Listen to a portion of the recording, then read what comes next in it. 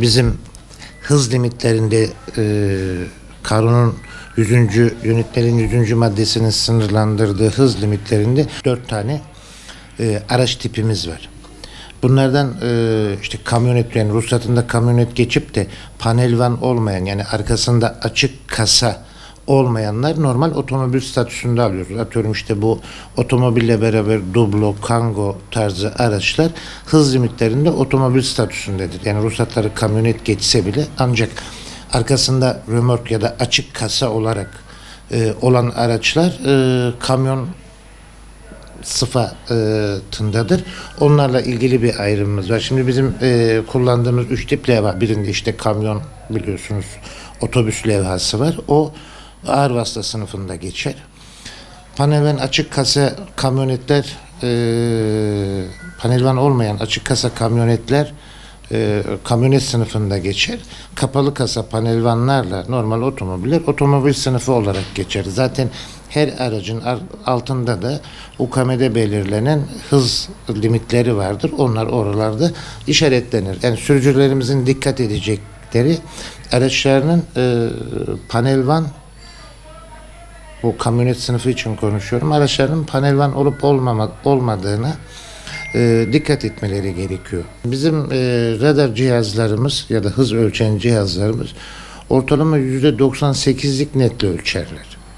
Yani onların günlük kalibrasyonları yapılır, zamanında bakımları yapılır. Ancak yine de yanlış yazdığımızı düşünüyorlarsa önce bize gelsinler, bir kontrol edelim. Hani bizdeki kayıtlara bakalım, kayıtlarımızı bir müddet saklıyoruz zaten. Gelsinler vatandaşlarımız, kendi kayıtlarımızdan kontrol ederiz. Onun dışında kalan da zaten biliyorsunuz yargıya intikal ettiriyorlar. Mahkeme yoluyla yazdığımız cezalara itiraz edebiliyorlar. Sulh mahkemelerine itirazda bulunabiliyorlar. Tebligat ellerine geçtikten sonra ya da cezayı yazdığımız yüzüne tebliğ ettiğimizden sonra 15 gün içerisinde cezaya itiraz hakları mevcut. Yapılan idari işleme itiraz hakları mevcut. Yani aslında trafikte tüm kurallara dikkat etmek gerekiyor. Bizim trafik kanunumuz uluslararası standartta bir trafik kanunudur. Yani trafiğin sağdan aktığı tüm ülkelerde kullanılan, trafik düzeniyle ilgili kullanılan kanunlar neyse bizde de aynısıdır. Onun için hani hız limitleri, işte kavşak geçişleri, yer işaretlemeleri, yatay dikey işaretlemeleri, bunlara uymak öncelikle trafik güvenliğini artırır ya da bizim beklentimiz, talebimiz, yaptığımız çalışma budur. Trafik kazalarını önlemek. Şimdi hani salt işte hız limitine nasıl tüm trafik kurallarına, genel anlamda tüm trafik kurallarına uyulması gerekiyor. Çünkü dünyanın her tarafında aynı standart işaretlemeleri ve benzer hız limitleri kullanılır. Bunun için de sürücülerimizden özellikle yoğun trafikteki Adana'ya indirgediğimiz zaman trafiği genel anlamda kavşaklar, sokak çıkışları ve ara katılımlarda kaza sayımız çok fazla. Özellikle bir yoldan bir yola katılırken, bir kavşaktan geçerken, bir kavşağa yaklaşırken biraz daha dikkatli, biraz daha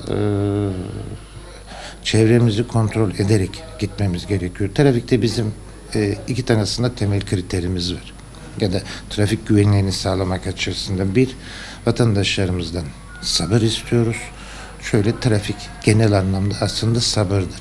Sabırsızlık yüzünden yapacağınız hatalar, hareketler, işte ışık ihlali olsun, hız limitlerine uymama olsun, girmemeniz gereken bir yola girmek olsun. Bunlar hep kaza sebebi olarak dönüyor. Bir de görmek ve görünmekle alakalı güvenlik şeklimiz, stilimiz var.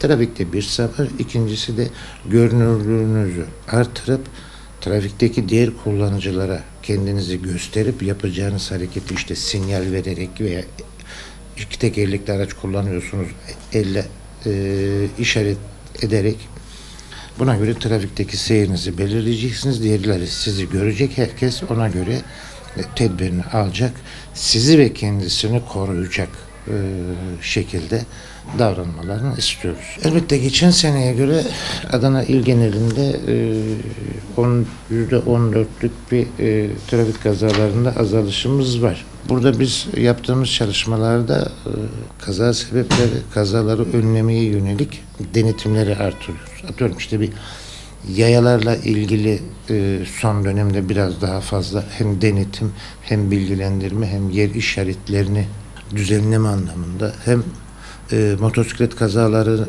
yani bu bölge itibariyle mevsimin sıcak olması, motosikletin biraz daha hem ucuz hem bir kolay ulaşım aracı olması sebebiyle motosiklet kazalarımız biraz fazla. Motosiklet denetimleri, bilgilendirmeleri, bunlarla ilgili çalışmalarımız var. Kazalarda azalma var, evet.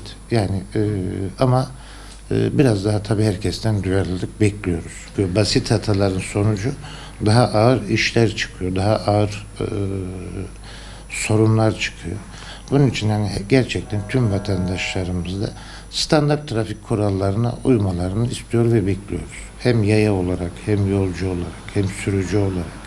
Gerek hız limitleri, gerek kavşak geçiş öncelikleri, gerek trafik işaretleri, trafik işaretlemeleri. Bunların hepsine maksimum düzeyde insanlarımızın riayet etmesini, uymasını bekliyoruz ki bunu ceza anlamında konuşmuyoruz biz.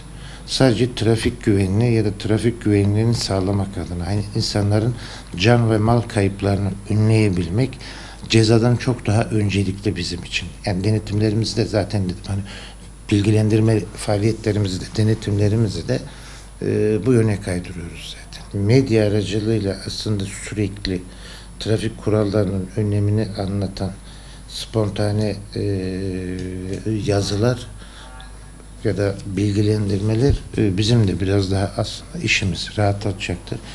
İnsanların trafiğe vereceği önemi daha da çok artıracaktır. Bu da kazaların düşmesi yönünde İnşallah bize dönüş sağlayacaktır.